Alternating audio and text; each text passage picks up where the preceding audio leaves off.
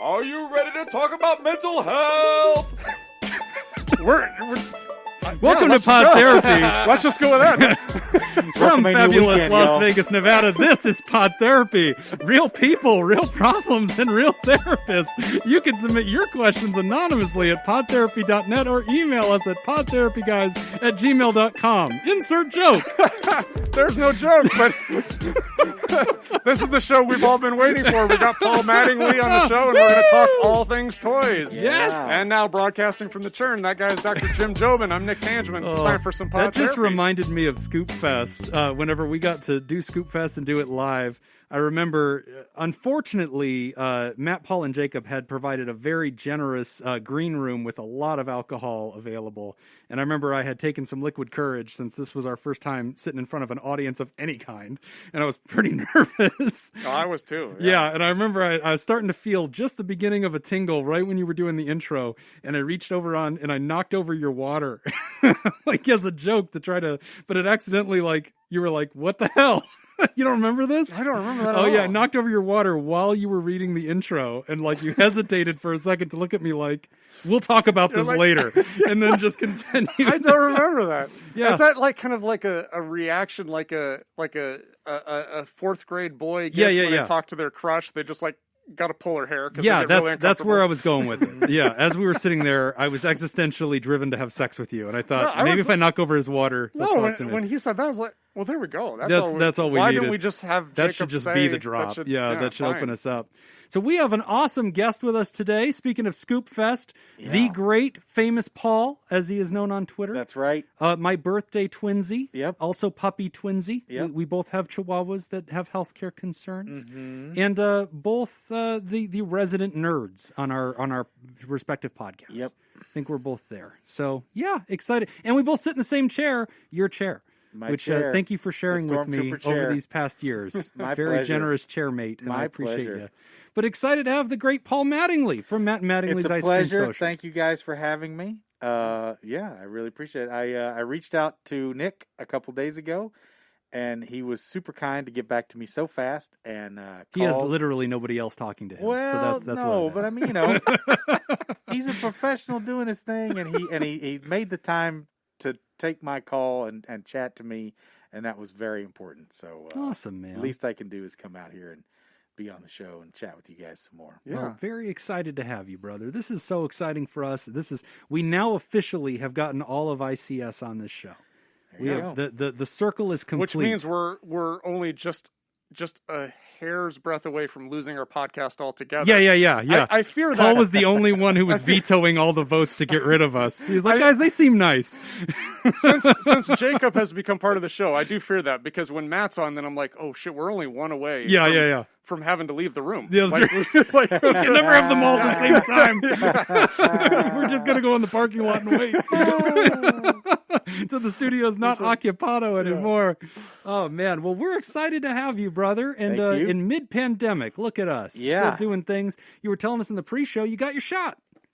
I did. I get my second one tomorrow. Nice. So I'll actually. Which type did you get? Moderna. Nice. Yeah. Good. Yep. Did you just call it into a Walgreens, just walk in and get one? I did. Yeah, He man, said they're no. giving them away No, now. I was lucky. Jacob helped me out through the Connect, and we got it all squared away. Yeah. That's awesome. As we've said on Ice Cream Social, leave it to Las Vegas to be an I know a guy town, even when it comes to a vaccine. Well, we joke, but we're ahead of the curve nationally. Oh, yeah. Vegas. Yeah. 1 million of Nevada. Vegas knows some fucking people. Yeah, we got it done. Yeah. 1 million Nevadans out of 3 million Nevadans Yeah. are vaccinated. Well, I know friends that are healthcare providers in other states. They're healthcare providers, and they don't have it yet. Oh, Right. yeah. Oh, no, And I'm that's just like- absolutely true. Well, especially in Europe, it's a mess. I mean, they can't get the vaccine for anything. I have folks that I talk to in Germany who are former Las Vegans. They went out to Germany. They are literally flying their entire families back to Las Vegas for a month just to get the vaccines. Yeah. Because it's so unlikely they're going to get them out there. It's, So we are lucky. We are very fortunate, especially just for our age group too. Yeah, that's so. right. So one of the things that Paul and I were talking about, so Paul, you kind of talked about, you've talked about on ICS that you're notorious for being a toy collector. Yes. You've been collecting for many years. You've got Yeah. pretty substantial collection of things, and you're kind of getting at a point now where you're getting ready to get rid of some things, to Yeah. kind of start selling some things off. Mm-hmm. So some of the things that we kind of were talking about were things with like, what should I be preparing for emotionally, kind of going Yeah. through this? Are there things I need to look out for? But how can you give us an update? How have things been going with that, and where are you at with things? So it's been almost 2 weeks now of really working on it, and there's great improvement. I've got some room in my room. Mm. Mm-hmm. Still just stacking stuff, but I'm going through, and I'm just finding so many. Most of my stuff is still mint in box. Oh wow. Well, what do you collect? I'm Whatever unfamiliar. I find. Okay. Like honestly, like it. No, I mean I have specific little zones of things. There's stuff I don't collect, of course, but by toys, do we mean like figurines? I go all in. Yeah, Okay, yeah. so it's Action like comic figures, books. action figures, comic books is a whole nother. That's another down the road process. Okay. I'm going to try and get rid of a bunch of those too. Okay. And that's a huge chunk that I have. Mm. That's 20 solid years Wow. Oh, wow. of collecting here in Vegas. Wow. I've got to let those roll. So yeah, what I even started with, I guess, always was a collector. McFarlane Toys got me really back into it when I was in late high school, early college, because I loved his stuff. Mm-hmm. And he had a group of sculptors working for him that went by the Four Horsemen, Huh. right? And I got all kinds of McFarlane stuff. Pretty much anything he put out, I'd grab at least a piece of. And he did Spawn, right? Spawn was his big thing, yeah. But that was the comic book crossover. Is he'd done Spider-Man for a while, and Spider-Man was my big guy. Oh, okay. And then he got his own Spider-Man book, and then he jumped ship. He and a bunch of others went and did Image Comics, Huh.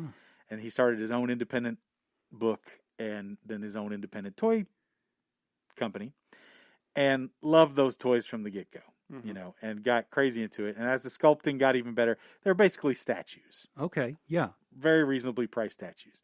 So I had tons of that stuff. And that was something I could affordably get my hands into a little bit as a college student, occasionally. Fast forward to me getting a job in Vegas, actually having some of my own money, and, there we go. That's the recipe, right? Yeah, yeah. So started buying some more stuff. Then I went with my friends to Comic-Con in 2002. And that was the year that they unveiled the new Masters of the Universe series that was done by Mike Young Productions. Huh. And lo and behold, who's doing the sculpt work but the Four Horsemen? Oh wow. So it was just absolute chocolate peanut butter. Yep. I freaked out. I was like, you're telling me my favorite toy sculptors are working on my favorite toy line from when I was a kid. I was all in. Huh. Love the 2000X stuff. And then that went on to become... They went on to do the classics, where they re-envisioned all of Masters of the Universe from the original line. And so I had almost everything from the original line as a kid. Mm. That was my big obsession as a young, 8-year-old, 6-year-old. And then as they progressed with the classics, it ran for 10 years. It was a mail order only subscription service. Wow. Oh, really? That grew over time. I used to order these things on the boat. When I was working on the ship, I used to make time to go onto the internet, spend money to get boat internet access. Oh yeah. Internet cafe At or whatever. 3 in the morning Yeah. in the Caribbean to make sure I got Battle Cat. Oh yeah. That was the kind of... Well, it was gotta a big, get it. It was a big thing. So I was always... but it was sort of my reason for continuing to work. Yeah. Like I can afford this really nice deluxe collector toy line. Yeah. It is funny though, like when you go from being a poor college student to then getting your first Adult real money. job. Yeah. And you still And now you can buy I whatever you want. I Yeah. remember the day I got my first check for my first job after graduate school, and it was easily 3 times what I was making. Sure. And so I just I'm gonna buy everything. Yeah. So I bought the new PlayStation. I bought a whole bunch Right. of games. Right. It's like how quickly shit just got out of control. It does. Oh, yeah. It does, right. Especially, and that's something, that's a failing in the American psyche, Right. because that is what we're driven to, right? Yeah. The accumulation of stuff. That's the goal. Hmm. It's, it's taken me to this point to learn how to curtail that and manage that expectation and not feel less than personally Right. Right. to not have everything. Yeah. This is the big thing that's really gotten me lately. Is like, what am I doing this for? Hmm. If I'm not enjoying it, Hmm. and I haven't had it on display forever, Mm. so it's just sitting in a box. So that it's not giving me any enjoyment. Right. I'm not getting any use out of it. And am I going to try and set up something so cool that somebody's going to come over and go, wow, Mm. and that's it? Mm-hmm. I'm going to get some.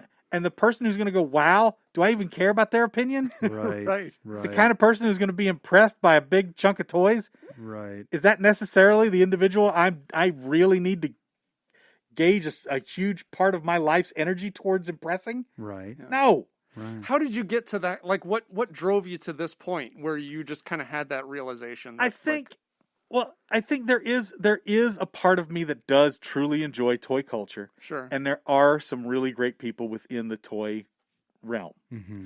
But there's also a lot of terrible shit Yeah. in it too, right? Same thing with the whole video game culture stuff. It's the same kind of thing. I think, just at this point, I ran out of space, like literally ran out of space. Mm-hmm. Stuff's just everywhere.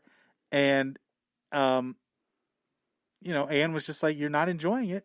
Mm. I've never known you to have anything but anxiety over what you're going to do with your toys. Mm. Mm. That's no way to live. Wow. And just keep buying stuff to be like, well, I don't know what I'm going to do with this. Yeah. Is it the And it's rarity Paul's of wife, certain... by the way. And yeah. Is it? I would imagine with collectibles, there's a rarity to it, isn't there? It's like, there's Sure. only so many of this, Sure. or it's going to be discontinued, Yeah. or it's part of a set. Yep. And then it's like, I have 3 pieces of the set, like in the He-Man universe. Damn, Or- there's a lot of pieces in that set to Or get just it all. nostalgia. So yeah, teach us about the interlocking between it's a rare thing and there's a collectible competitiveness to it's nostalgic and I personally like the story. Teach us about where that shows up in collecting. That, for me, I've got that down, but it's easy to slip. I think now I'm really whittling down to what I really care about instead of just, this is going to be worth some money. The This- investment piece of yeah. it too. Like, No, the there's value none of of this is that. going to go up. But I wouldn't really get anything unless I really liked it. Mm-hmm. It's very rare that I've ever bought a thing just been like, well, I'll sell this one day. That's stupid. Mm-hmm. But then also at this point, I'm just like, well, I've had some of this stuff on display. Then what? Right. Whoopee. Yeah, okay, I enjoyed it for a little while. Now, out the door. Mm-hmm. And I find too, if I haven't unboxed it, I probably didn't really, really want it Mm. Oh. at a certain level, Yeah. right? I don't know. It's weird. It's so weird. But yeah, trying to whittle it down. So I've gotten rid of pretty much all my Teenage Mutant Ninja Turtles at this point, which was a huge collection. Mm-hmm. Almost all my Transformers are going. I'm only keeping like 2 little statues. Keeping my He-Man, keeping my Simpsons, and that's about it. Mm. Yeah, but there's so much stuff still to go Yeah. to get rid of. Yeah, Yeah. it's a lot. Whenever you get rid of something, Mm-hmm. I mean, take us through into that emotion. I think a lot of humans relate to you where they're like, man, Sure. it is hard to let go of something Yep. that you've put a piece of yourself into. Yep. It represents an interest you have. Yes. You tried to get it, like you remember what you Yeah. went through to get that piece and how excited you were when you got it. Yep. But then at some point you look at it and say, this doesn't make sense for me anymore. It's just clutter at this point for the most part. It's lovely clutter, beautiful stuff, but it's like I said, it's more work than it's worth. And it's that whole, the stuff you own ends up owning you. I don't want to move it again. There's been a couple of really big shifts that have happened over the last 3 months, over the new year. My brother went home to visit my parents and we talked about this on the podcast. He did the super safe drive from Texas to Kentucky and back to make sure that they wouldn't get sick or anything. And he, got them out, which was good. They got to see the grandkids. But when he went out there, he went ahead and grabbed all of our old Masters of the Universe stuff. This is what I saw on Twitter. Right, and took that to the girls, and my nieces started playing with this stuff, and I was just like, I was overjoyed. These are the toys that I loved as a kid. They're getting played with again. And I kind of went, that's it. Just play with the shit. If you're not enjoying it, if you can't play with it, who cares? Ultimately, in a lot of ways, really. Like, they're toys. Yeah, they're expensive. Some of them are super nice, but they're also toys. But I was just like, that just kind of broke the dam for me. Of like, okay, yeah, I did hold on to those. Those are almost 40 years old. We did keep them super nice. Like, I've got a working mosquito that they're using. The blood still pumps on his chest. Damn. Freely flows. Wow. I mean, like, the stuff is minty. Yeah. Like, there's no working mosquitoes out there. Right. That doesn't happen. Yeah. But he does. Like, we kept them really nice. That's something we just keep our toys really nice. Always have since we were kids. So, I mean, that's something there, too, of the just, in general, parental guidance of care for your objects, and a little too much care for your objects at this point, right? So then I start to be like, okay, I got to start moving stuff out of the room and getting stuff. One of the first big things was my huge CD collection. Yeah. And I mean, honestly, it was close to 400 discs, like a good 200 pounds of shit. Oof. Easy. Yeah. And I've moved that a lot. Jeez. And I told the story. I went down to buybacks. I was like, you guys still buying CDs? They're like, we take them as donations. I'm like, Oof. you help me get them out of the car, or they're yours. Oh, wow. Done. Right? Were they all Enya? Or, I mean, 80% Enya. Yeah. No, but I had a full 9 Inch Nails collection Oh, in there. jeez. Oh, wow. I had full Smashing Pumpkins. Oh, yeah. Yeah. I mean, a ton of great stuff for me. Yeah. Right. But also, we've just hit this technology thing, and this year did that too, right? Put everything online, made everything digital. Right. Less and less is inaccessible. Right. Less and less is quote unquote rare. If you do really want to listen to a song, you buy that song Right. for $1.20 or whatever, Right. or you find some way to get it. Yeah. These discs were still wrapped most of them were wrapped in cellophane from the 2 years ago when I'd moved. Oh, wow. Now, I'd spent the time before that putting everything on my computer, so I have it sort of still. Sure. But also just like, it's got to go. Yep.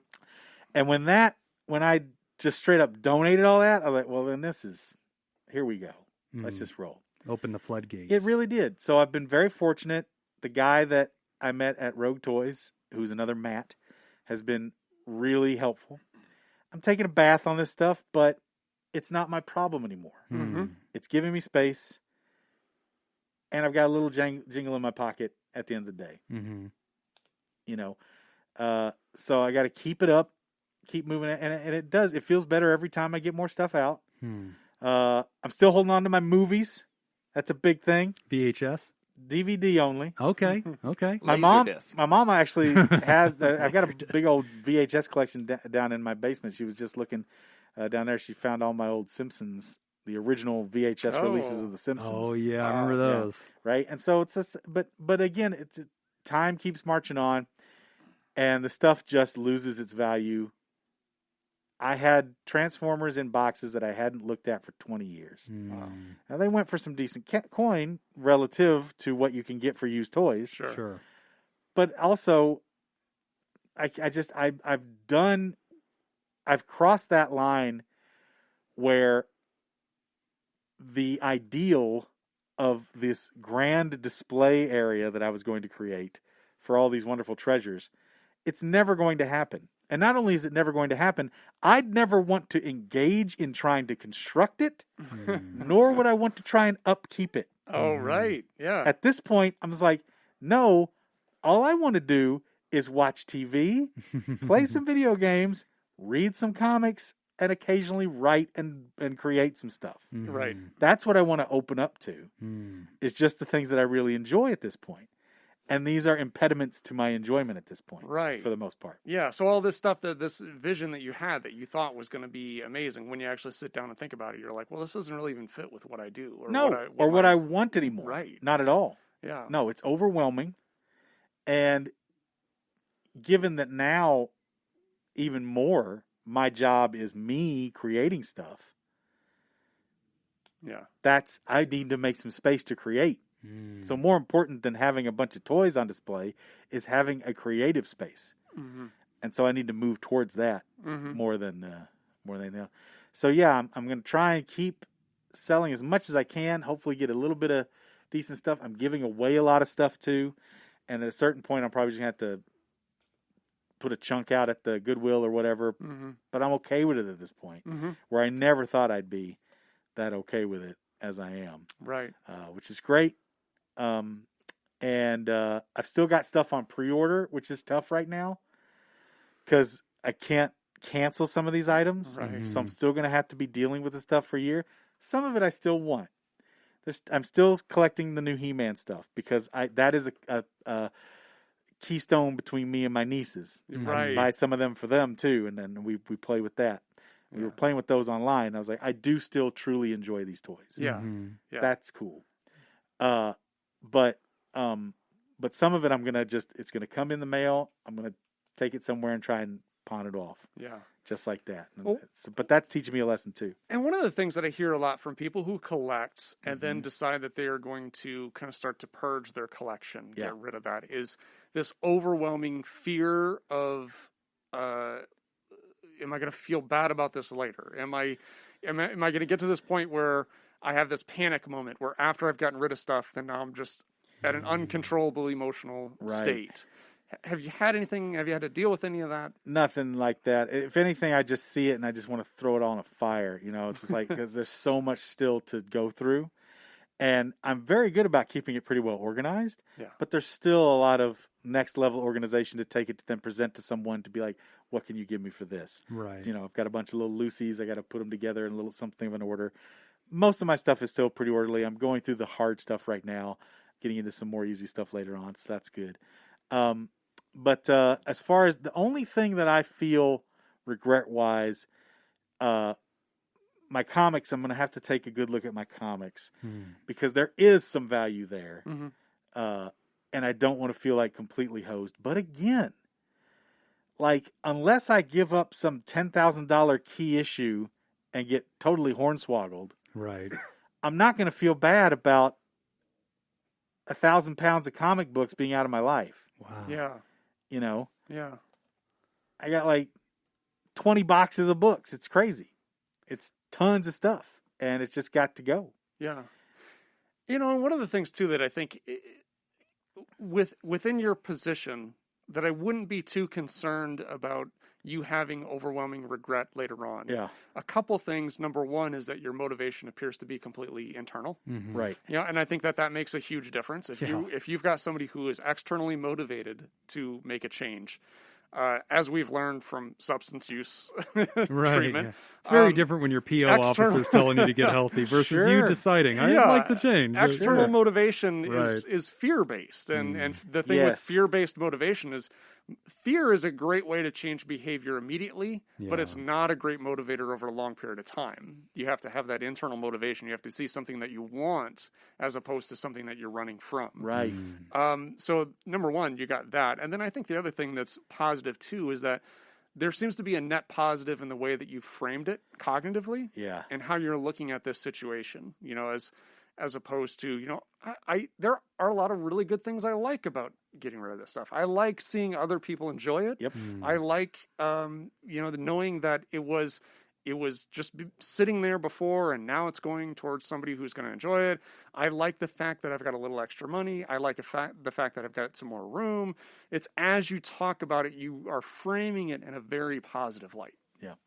Yeah. And I'm trying to maintain that, Mm-hmm. like that really keeping track of that. The plus column is far greater than the minus Mm-hmm. at this point. And I've done it before where I've had to let go of a lot of stuff for moves is I moved 10 times over these last 20 years. Yeah. And most of that was within a 10-year period. So I was basically moving once a year for a long time there. And you get, I don't regret there's never a time I'm like, oh, if only I still had that one thing that I gave away. Right.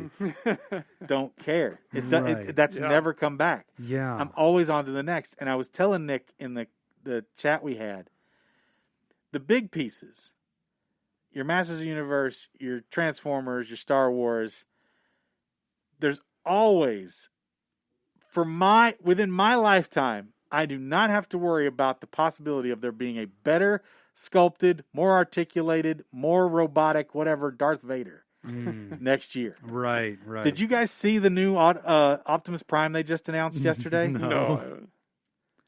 It transforms on its own, Oh shit. talks, has It's just a robot. interactive Yeah, thing. it's just, Paul showed this to me. it It's is just a robot. actually Optimus It's Prime. Optimus Prime. You say, hey Optimus Prime, convert, and Yeah. he straight up goes. Yeah. Burr, burr, burr, He burr, burr, passes the burr, Turing burr, burr, test. burr, burr, burr. At least it still listens to commands. Yeah, Yeah. well, When it for starts now. to do it on its Yeah, own. for now. Yeah. But he's a $700 Jeez. robot. But he's huge and he's amazing. He Wow. lights up. He talks. It's Peter Cullen's voice. Wow. Oh wow. It's amazing. Yeah. I don't need it, Yeah. but Outcompetes your collection. it being there, the fact that it got announced right when I'm doing all this really just hit me again. Like, I'm absolutely right. I do not have to worry. I have the masterpiece that came out almost 20 years ago now, when they first started doing Masterpiece Collection. And that thing looks like a 20-year-old toy now. Sure. Yeah. The tech just keeps evolving. Now, there's still a market for it, and there's still a collectability to it, but it's been in a box. Right. It can go. Yep. There will be another one down the road. And I also think about Dusty Rhodes a lot. And I'm a wrestling guy too. Right. Do you guys know Dusty? You're familiar with any wrestling at all? Yes. Okay. Probably Jim more than I. Yeah. So you watch AEW, the new big startup company. Yeah. So Dustin and Cody, the Rhodes brothers, who Okay. are basically the faces of the company. You know who I'm talking about, right? I'm aware of the channel that's being developed. So Cody and his wife are sort of the face of the company. Tony Khan is the guy with the money and everything, but Cody's really the face of the company. He's their Hulk Hogan Okay. right now, right? That's how they've positioned him. He's the son of Dusty Rhodes, who was a star way back in the day and worked for decades. Just he's a monumental force in wrestling. He created so much stuff within wrestling, gimmick matches and all kinds of special things. And his big thing when growing up, he came up very poor as a young man. And that was part of his gimmick was, he the American Dream was his Right. nickname. So he'd come up from nothing and really made it. But the business is entertainment just like anything, and there's swings, Right. And he would just always reiterate to his sons, it's just money. We're going to make more of it. That's it. Yeah. And that's what I also have to teach myself too. It's just money. You're going to make more of it. Yep. Yep. You might not make as much, but it's there to be used and to be spent, but not on this bullshit. But also, so what? You spent it on something that wasn't the best thing. On it goes. Right. It continues. That's the other thing too. Can't live in that past decision. That past person made that decision for a reason. Right. I don't know why exactly. Yeah. That's some psychotherapy down the line. That's exactly why I accumulated all this stuff. I think I hinted talking to you about it as looking for permanence. Yeah. Trying to nest in a way, I guess. Yeah. Have stuff that makes it harder for me to move. Yeah. Maybe that is really what it comes down to. Is like I'm so fucking sick of moving. Like I'll make it impossible to move. Yeah. Right. Yeah. Yeah. Subconsciously just doing that. Shit like that. So And having familiar things. I've moved 8 Sure. times by the time I was 9 years old. oh yeah. And I absolutely relate to you in that way that, like, having things that feel like home to me no matter where I go. Yeah. And especially my toy collections and stuff, I've always kept them. You know, Yep. I have all my old Turtles, all my old He-Man. There you go. And like that kind of stuff, it does have a power of like, I'm safe. This is, this is my stuff. This is who I am. I take that with me, Yep. even if I change where I live. So let's take our first break, and then Okay. let's come back, because I want to kind of touch on the hoarding thing that we Great. kind of talked about a little Yes. bit too. So let's Sure. do that.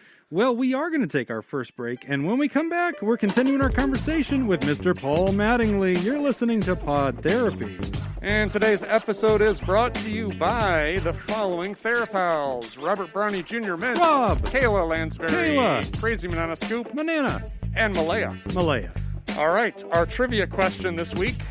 Our theme is the Louvre. Ooh, True. the thing where you slide down the hill on the sled with the wheels. All right, guess I'm just talking to Paul and If you Jacob go, now.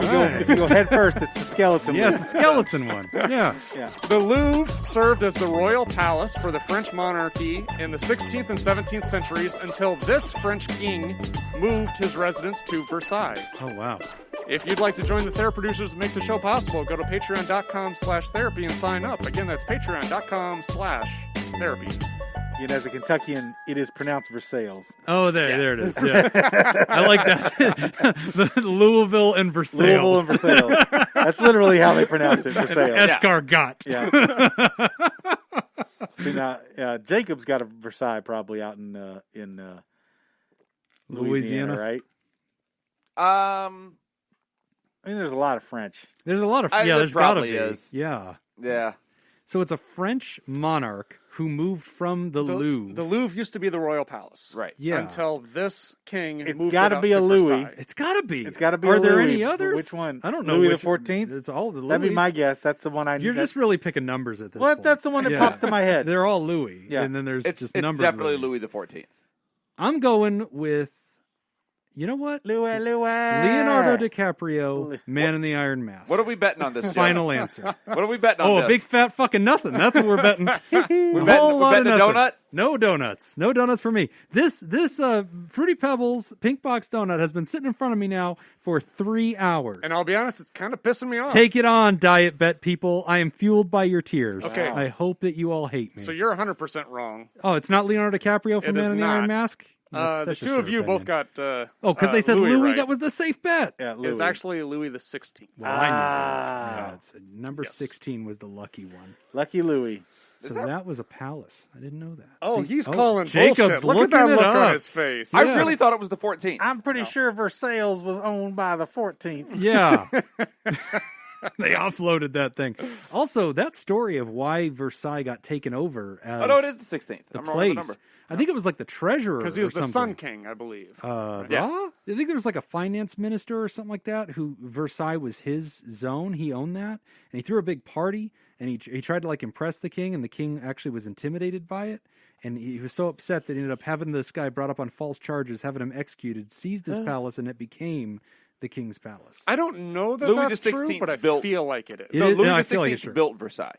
That's what I said. Okay. Except it was There on was like a land. there was like a hunting lodge there, No, It was his hunting grounds. and I believe it was his family's land already. no. damn. I don't think anything Jim just said was I read correct. it in a book. It was in the 48 Laws of Power. Or maybe a different maybe was never maybe one of Louis outshine the 16th's, master. That was but maybe one of the previous kings. I might be thinking That of might have Louis, happened. Louis be. 16th from Italy. So I might want to retract my response. It might be the other guy. right, that's it. We've got So Paul anyway, Mattingly here. That's yeah, pretty good. Let's go back to that. Let's go get back away to from that. Jim doesn't know shit about history. I liked the part where we were talking to Paul. So one of the things that you kind of brought up, and I've heard you talk about this on ICS, is kind of, for the people out there that are collectors of things, at what point, do you consider this as like hoarding? Mm-hmm. And I think that is kind of an interesting question to talk about because, when we actually start talking about hoarding, and unless because I've heard you talk about it at ICS, we talked about it, and unless there's a lot of stuff going on that we don't know about that you haven't talked about, I would say it's highly unlikely that this would be considered any kind of hoarding. It's not. I think I'm stopping before it becomes hoarding. Oh, yeah. Like right before it crosses. But to my mind, I'd taken over an entire room you just couldn't access properly. Right. Right? Closet full of stuff and floor to ceiling room with a little bit of area for a desk for an office. Mm-hmm. Not acceptable, Mm-hmm. right? The space behind our television sets has boxed action figures hidden behind it, Mm-hmm. right? I think with hoarding, the definition, there's a lot of different definitions, Mm-hmm. but I know that when I watch the shows, there's always like maybe 8 inches of clearance space where people are walking through giant stacks of shit. They can barely move. There's usually a health risk going on. Mm-hmm. Safety risk. Because the thing that they're keeping, and safety risk. And now that's the, Anne was always worried that the boxes were going to fall over. They never did. Mm-hmm. Everything's stacked nice and neat, but still, she was always kind of like, this place is too much. It's a bit overwhelming. So I feel like, just making sure that I don't get to that place is important. Absolutely. And while everything is super clean and super nice, it's also just untenable. Mm-hmm. Can't do anything with it. So, yeah, I think I want to just stop before I get to that point Mm-hmm. where I really lose myself in this stuff. And I got to remember what I want this stuff for in the first place. And we've been doing like Zillow porn. Oh, yeah. Oh, yeah. God, that'll get you. I love Zillow porn. Yeah, Jesus. everybody loves Zillow porn. I could live in a mansion in North Carolina. And it's neat to see. It's neat to see these open spaces. Yeah. And remind myself of like, that's what I really need is just a really big space for a really comfy couch, some bookshelves, and a big old TV, and I'll be good. Mm-hmm. And yeah, I'd like a little character area, but I can do that. And I even looked on IKEA and like, okay, I'm getting the money squared away here that I can get nice shelving to truly display this stuff. Really, the things I really want to display, I can really display them well in a anti-dust sort of zone that won't be day-to-day upkeep and worry. Right. Mm-hmm. And that piece right there, I think, is really significant, really important. The fact that your brain is going towards organization, how do I display it, would be an indicator that this would not be a hoarding issue because hoarders don't do that. So, for example, like hoarders organize based off of a lot of spatial cues and visual cues. Oh. So, like if they're looking for last week's water bill or something, they're going to say, okay, it's like in this pile here, about halfway down, whatever. Now, to some degree, we all do that. Sure. It's a little bit like, my desk at work is kind of that way, where if I wrote something really important down on a Post-it note, I know about where that Post-it note is. Yep. But that's only on a surface level. Beyond that, I've got files, I've got organization, I've got places that things go to. Whereas you have hoarders, a secondary system exactly that goes past the initial. Exactly. Yeah. Hoarders don't have that. Hoarders do everything. Their entire life is kind of on that surface level, visual, spatial, organizational kind of spectrum. And that's what really makes it very complicated is like, if you wanted to find a particular toy, you've probably got it organized someplace, even if it's still in a box. Yeah. Like it's in my Masters of the Universe box that's over here, and kind of figured that out. Yeah. So I think that's a big component, I think, with the hoarding aspect as well. Kind of going along the same lines too is, just having the idea of recognizing that this isn't ideal, that this isn't something you want, right, is huge. Because hoarders don't typically experience that. One of the things that was really interesting is that the hoarding used to be classified with OCD, obsessive compulsive disorder, and really it couldn't be further from that. It's very, very different because so like OCD is somebody who has compulsive behaviors to deal with obsessive thoughts. So they've got these obsessive thoughts that they can't control, so then they have a behavior that goes along with it. But the big distinction is that with OCD, they know it's a problem. Like they don't want to live this way. Right. They don't want to be washing their hands this many times a day. Whereas with hoarding, they're going to be the last people to know that it's a problem because there's so much enjoyment and so much fulfillment in accumulating things. Oh, And then it's also very reinforcing to hold on to things, because even if they have that thought of maybe I should get rid of this, the overwhelming feeling of safety and security of holding on to it is so reinforcing that they can't really even imagine going beyond that. yeah. So, Yeah. and another really interesting thing that I've learned recently with hoarding is the way that people assign value to something, if they're hoarders, is way different than how other people would typically do this. Like the example that I was reading about was like, they'll see something and then they're very aware to different aspects of it, different components of it, different colors, different shapes, different textures of every object, right?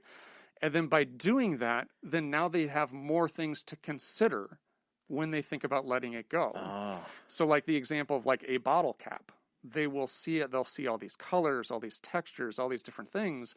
So then it changes its value to them. Whereas anybody else, they'd see, well, it's a bottle cap without a bottle, therefore it has no function. We get rid of it. But they don't look at it that way because they've got all these different things that they're also factoring in. that's interesting. So, yeah, I mean, getting into the hoarding thing it's very interesting to just kind of go into that and just to see it's not just a behavior. It's not just somebody who's messy and all that. I mean, it's like it's really complex. And a lot of people misunderstand it. And, Yeah. and that's what's slippery, I think, about hoarding as an idea. Like you were saying on the TV shows, the bright line of when have I gone from a collector or a person who's messy to hoarding, a lot of times is volume. And if you have a mansion and you can hide your shit better, you could have 10 times the shit of another Well, guy. that's exactly it. Yeah. I was always, because there have been times in my life where I've had a storage space, and I always hated that. Right. 'Cause I was 'Cause like, now you now I'm spending toy money on keeping my toys. can right. That's right. Yeah, That's yeah. some bullshit. Yeah. So That's a I good really point. justified not having a storage space, Mm-hmm. but I had a storage space. It was my second bedroom. Right. So we're right. paying for a second bedroom that was fairly Right. inaccessible. So I'm just fooling myself. right. So I just need to get to the point where I'm like, yeah, it's not about, because I've packed in some stuff. That's just it. Like I'm getting to the point where I'm opening my closet and getting everything out, and it multiplies Yeah. because I'm really good at Jengaing up all this. partitioning, Yeah. Yeah, Now Yeah. it's all out in the open. it's and you're all. like, and I'm like, oh "Whoa." God, I got to get all. I just don't need it. But thankfully, it's all nice and clean and easy to resell because of that. Right. That's been my big bonus, is that I'm giving out some gold, so I'm not having any kind of blowback when I'm trying to take stuff in. But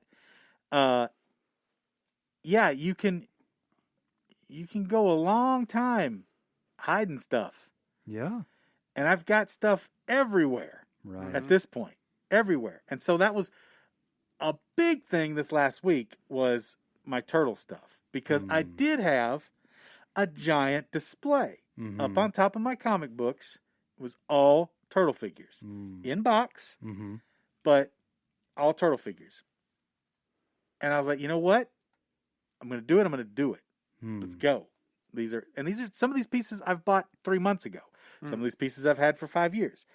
But I'm like, let's just get them. So every turtle went out the door. And I was lucky because the guy who was at the spot, I told him to bring a turtle. He said that's his favorite thing. So we kind of had a good time. Hour and a half of processing all these looking figures. At all, It was great. It was appreciating nice. Yeah. Yeah. To see somebody that actually appreciates it. You know, again, I'm in the catbird seat. Not everybody has 5 collector toy stores in their town. Sure. Right. You know, I'm very fortunate on that end too, that I Right. can actually get rid of it. Yeah, this stuff's worth some money, but to whom and when? Right? Right. It's the old Beanie Baby thing. Oh, right. Oh, God. My Yeah, mom that's had a $30,000 Beanie Baby if you trunk find full the of right Beanie Baby. crazy motherfucker Yeah, at the that right wants moment. that Beanie Baby. Yeah. Yeah. Yeah. But good luck finding that exact day that guy goes, you know what? I gotta have that Princess Diana bear Right. today. Right. No price is too large. You know, so you can't live your life. Mom, I hope you heard that. You can't live your life waiting for that perfect sale. And that's the other thing too. Is like, there's never a perfect time. There's never a perfect say. Again, I the only little naggings that I've had is I don't want to get completely ripped off. I'm Right. feeling Yeah. even more of that when I'm getting to my comic books. Right. Oh yeah. Especially I've got a few back in Kentucky. Like I've got the original Infinity Gauntlet run Oh, okay. single issue Mm-hmm. that I picked up off the rack every week when I was a child. Wow. Wow. Like, Yeah. I've got these books that I've been reading. I'm a Marvel baby. Yeah. Mhm. I got stuff. But at the same time, I really only read trades at this point. I'm keeping those. Mm-hmm. I read them because I enjoy them, not because I want to resell them. Yeah. Right. Yeah. That's not why I bought it. I didn't buy those books thinking this will be worth $1 million. Right. Maybe the Spider-Man Todd McFarlane #1. Everybody bought that book thinking it'd be worth $1 million. But it is again, like you said, when you and my problem too with my job, the up and down of it. When I come into my money again, I'm like, oh, I can afford to buy some stuff again. Mm-hmm. Mm-hmm. I've got some space. I can buy even some space stuff. Right. I can buy some shelving that can hide some more stuff. Right. Right. Yeah. And then there it goes again. And there it goes again. And it just adds and adds and adds and adds. And there's no end to that if you keep following that trail. Right. You just got to recognize it's okay to have some empty space. Yeah. And it's okay to... the other thing, too, that I'm trying to train myself is that not owning every cool piece of memorabilia around a property does not negate my fandom or in any way diminish my love for the property. Yeah. There's a lot of Yeah. cultural pressure. Oh man! Inside of that bubble. This whole Yeah. I'm selling all Are these. you a real fan? I'm Oh, selling let me all see it.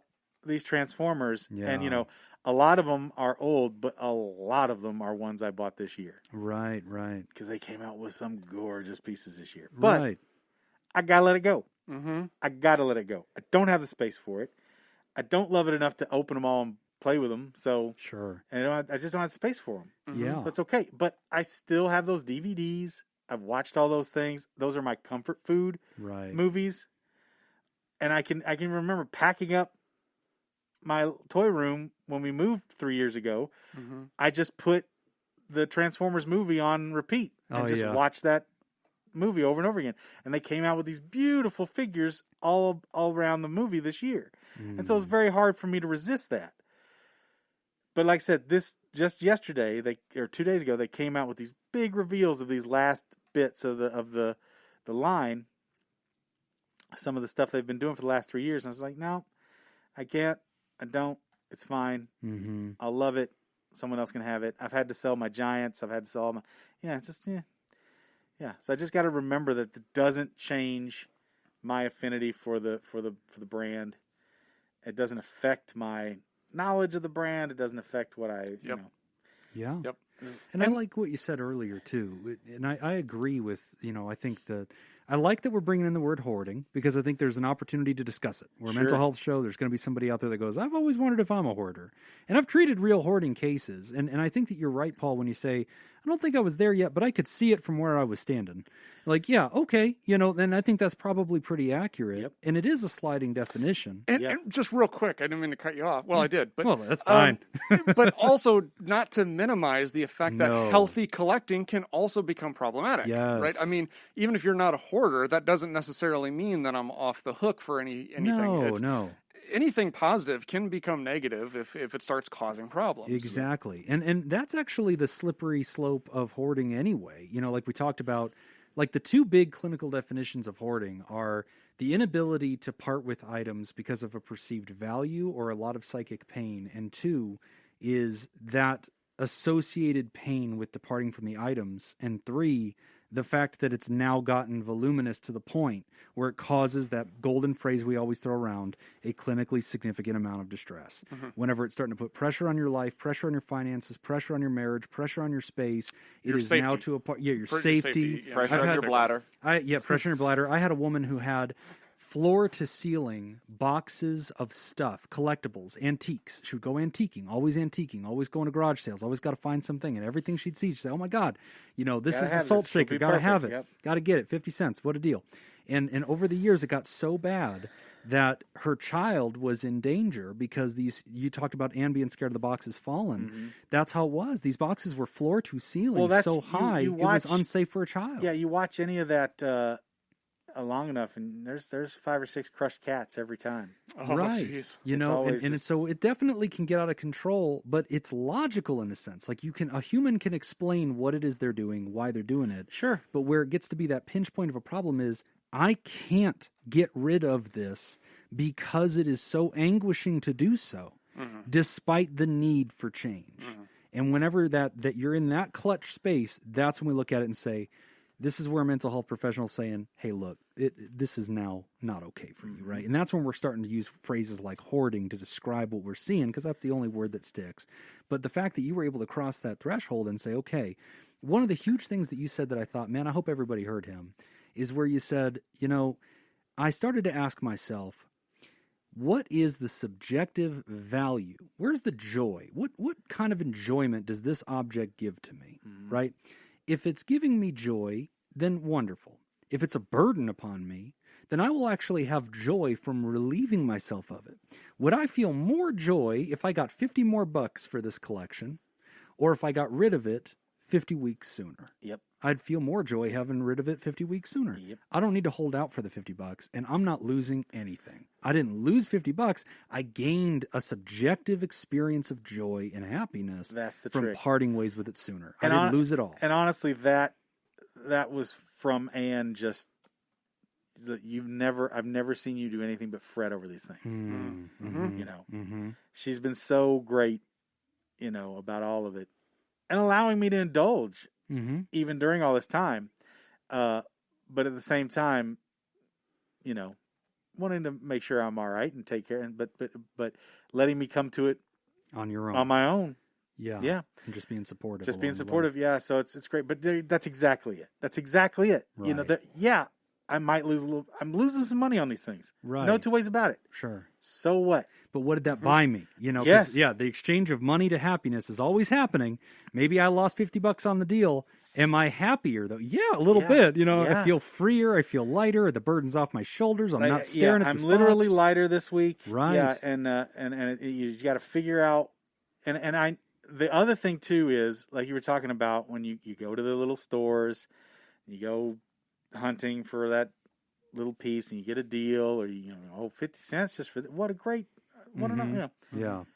it's all, Ian, the line between an enjoyable hobby and an avoidance behavior that's keeping you from addressing what's really going on. And now, for me, this is where I am too, is there's some pain coming. Not from getting rid of the stuff, but from not indulging in just buying shit to feel better. The next wave. Yeah. Good Where am I going to channel that? And what's really going on that I'm having to buy shit to feel like I'm still achieving something in my life or growing? What's really under there that I'm going to have to address to move forward. And that's going to be some work. Huge insight, by the way, to catch it now while you're purging, because you're right. The accumulation of the stuff didn't happen by sheer accident. No. And that doesn't mean it's wrong. I mean, I have folks that collect cars or folks that collect this. Right. There's nothing inherently wrong about any of it. That's exactly. We are a capitalist consumerism society. It's strongly encouraged. And exactly. And just like you said, like, if Jay Leno lived in a small apartment, right, we'd all be worried about him, and had all those fucking cars in a back lot somewhere. Right. You'd be like, "What the fuck is wrong with this psychopath?" Yeah, exactly. But the fact that he has a climate-controlled garage that he can afford, makes everything okay. Yeah, right. But it's just an economic metric. Right. That's all it is. That's all of it is. It's just how much free space and how much free discretionary income to the point that it didn't cause a pinch. Part of it, too, is I have to adjust my own economic gauge and realize where I'm likely to live for the greater part of the rest of my life. yeah, I might come into money. Chances are I'm going to just be chugging along where I'm at right now. Right. But I'm not going to have a mansion to display all this shit. Well, and it goes back to something Nick said about addiction. Sometimes the rich and famous, they can go a lot longer in their addictive hole because they don't run out of money. Yeah, they can able buy to themselves out avoid of jail time. consequences longer. They avoid the consequences. That doesn't mean they're any less addicted. And they're going to, at some point, have a reckoning where they've got to check in on themselves and go, why did I do that? I forgot all about that car. Why did I need to buy that one? And so whether you live on a mountain, with an entire evil lair to stash with stuff, or whether you're living in a box, at the end of the day, as a human being, we have to check in on our truth and ask the questions that you're already starting to ask, which is, all right, me, why do I get something out of this? What does this mean to me? Yeah. What's the symbolism of this? Why does it make me feel safe or like I've achieved something or gotten one up on the universe? Like, what is it about that I feel like I'm missing out if I don't? And then checking in with your truth and then slowly going Well, through it's in the title. I'm a master of the universe, which it was a very smart title, It's so funny. Oh, absolutely. You talked about the capitalism lore. I think about Pokemon. They're like, you got to catch them all. Why? You've got to. Yes, you got it. You've got to catch them all. Did you not catch them all? No? Oh, Well, then you fucking get back out there. Better buy the next game. Just think about how much happier you'll be next time instead of buying something, though, when you just give me $50. There you go. The joy will just flow over. I mean, you'll see happiness in my eyes. Yeah.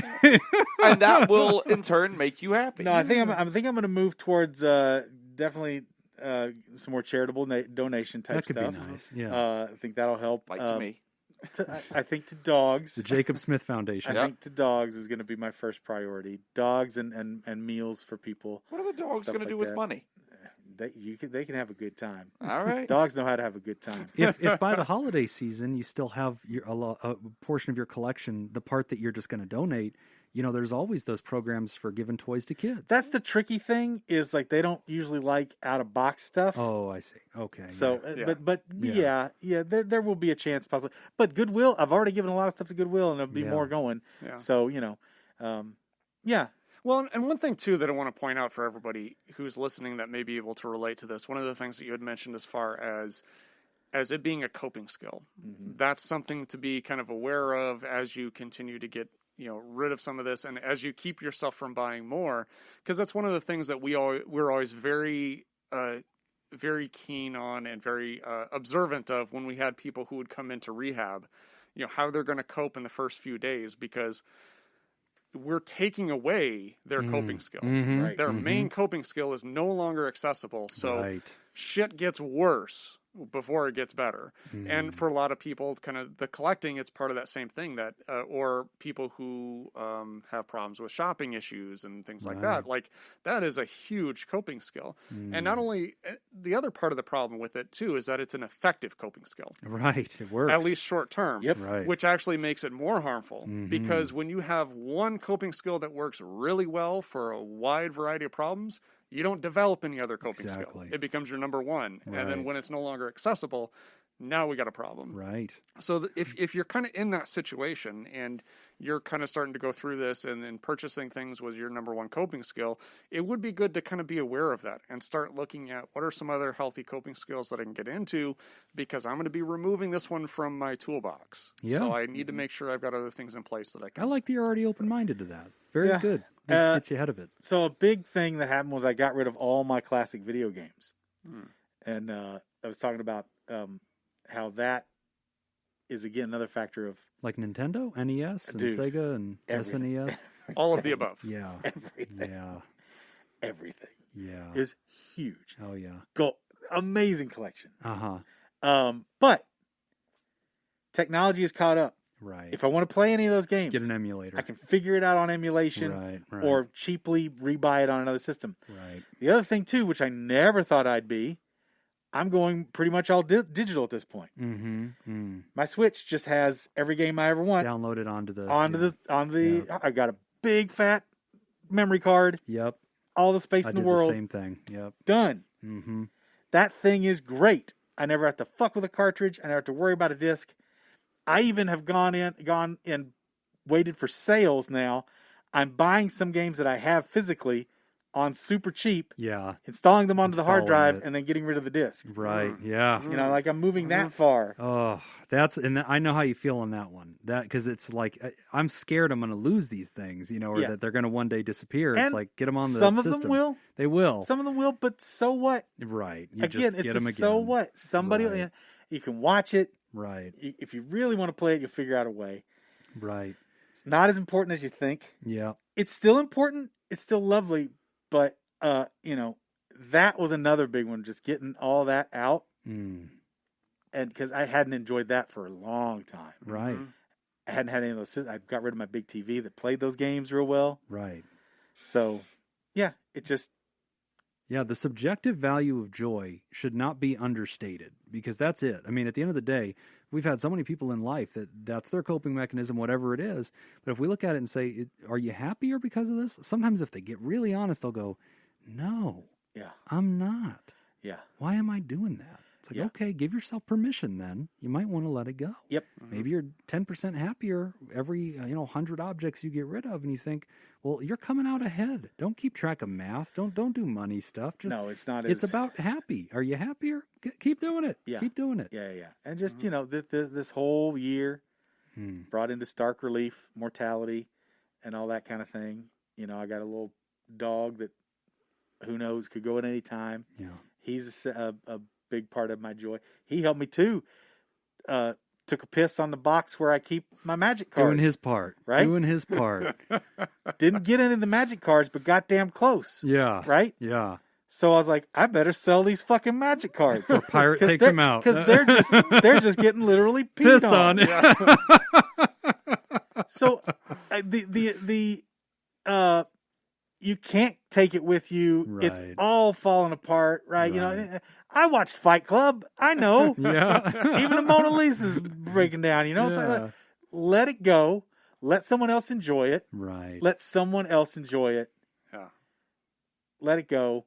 And then the next time you do a purchase, it's more informed. Right. Yeah. It's more considered. And I can see myself somewhere down the line if things are really smooth and I've got some income. I can see investing in an automatic transforming Optimus Prime. Sure. Big, Just to park the car. Yeah. Stuff like take out the trash, Right. Optimus. Yeah. but that's again. It's just the in my short lifetime, Hmm. the amount of technology advancement that I've seen, it's not going to stop. Right. So the better stuff keeps coming. Right. So I can't worry about holding on to the thing that I enjoyed for 5 minutes. I can't even worry about trying to keep up with the cool thing. Yeah. It's going to change the next year. Yeah. Right. Yeah, so just getting more comfortable with that. Yeah. I love it. I love it. So, listeners, if you're out there and you're like, man, I'm due for spring cleaning, I'm due to get my life in order, hey, listen to Paul. I think everything he's talking about explains what it feels like to do it. You feel relieved afterward. Yep. You dread it, but then you actually feel much better. And then to reframe as Paul is, how you perceive the happiness. You're not losing anything. You're gaining because you feel better. Yeah. At the end of the day, that is the only metric that you can possibly grade your life on. You're getting rid of things to relieve yourself of them. You're not losing anything. Nope. Yep. Even if you're giving them away at a discount or even giving away for free. Yeah. There's value to that because Yep. you feel better for it. Yep. Awesome, man. Well, Paul, thank you so much for Thank you joining guys us, for having me. for sharing about this. I think so many people relate to it on so many different We levels. all have, to a degree, this Yes. society ingrains it. Yes. Oh, The it accumulation strongly of encourages stuff it. Is like Yep. Fight Club again. It's our Yes. metric. Yes. What other metric do we have for success? Right. Right.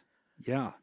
No, absolutely. And we need to work on that. Well, and Yeah. especially in collectible culture, you mentioned something I thought was really profound. We didn't drill too deep into it, but I thought, no, that was a really good point.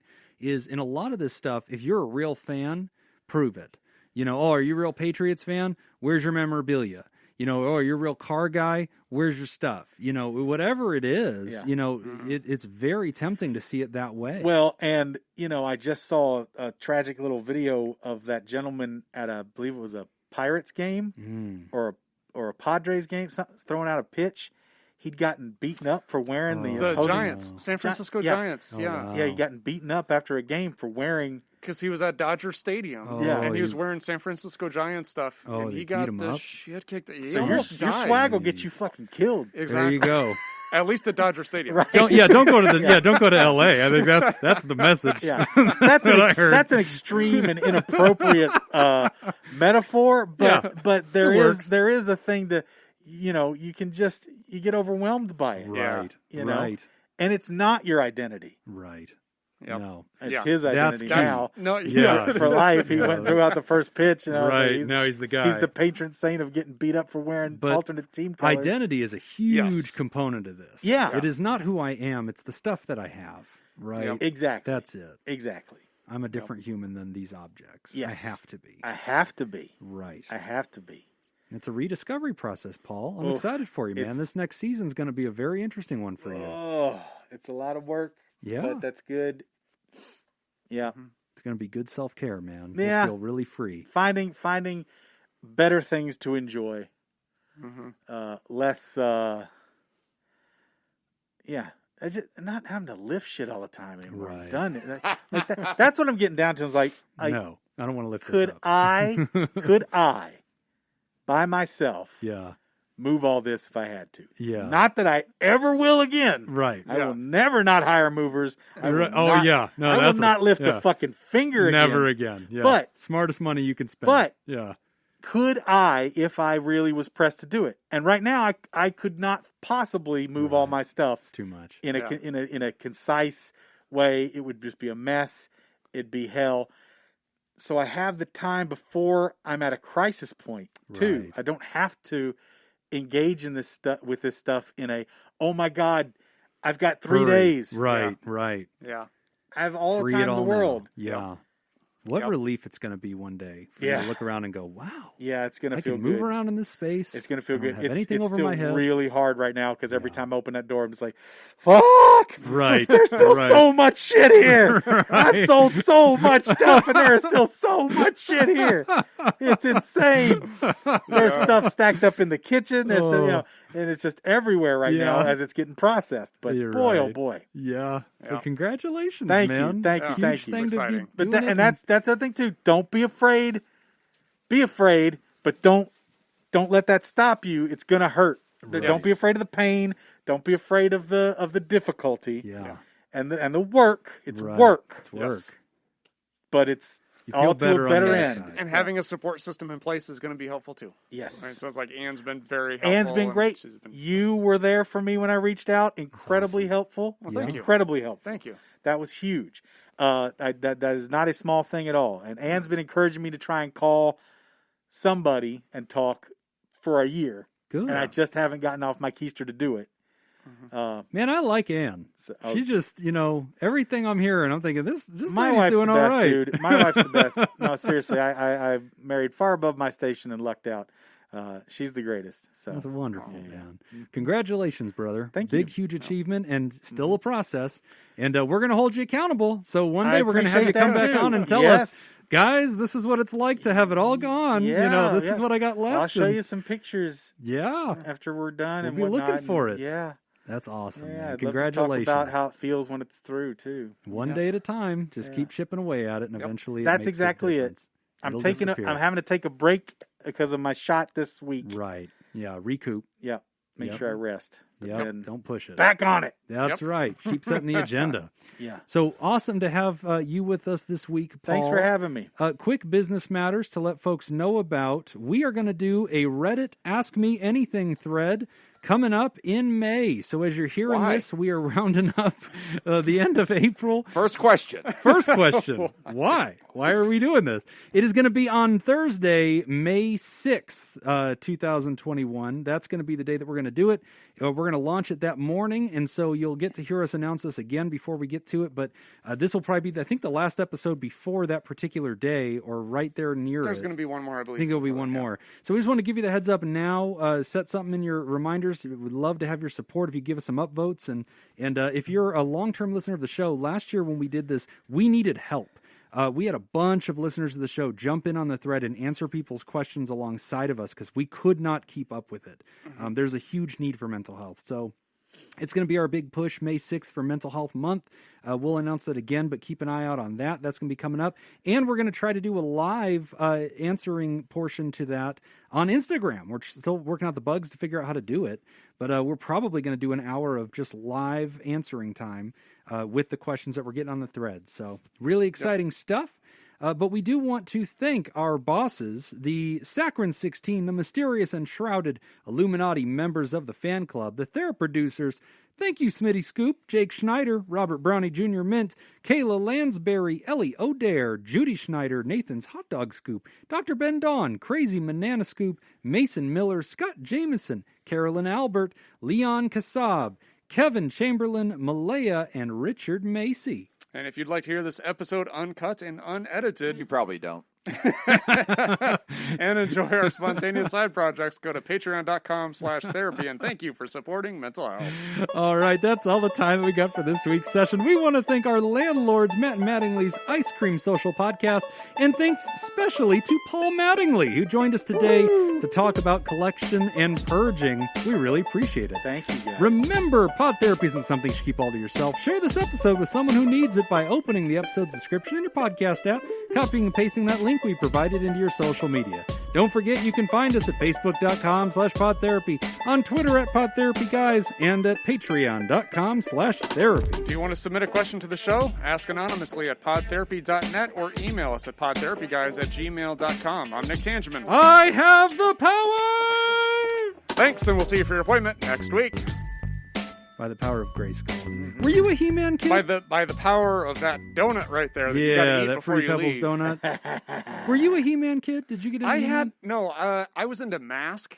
Oh, Do you remember Mask? Okay. Dude, I have in box at home a good chunk of that collection. really? And The only thing that's missing on them is I clipped the UPCs to send in for Oh, mail yeah. away. Yep. I've got a bunch of those little guard gates that came in the mail.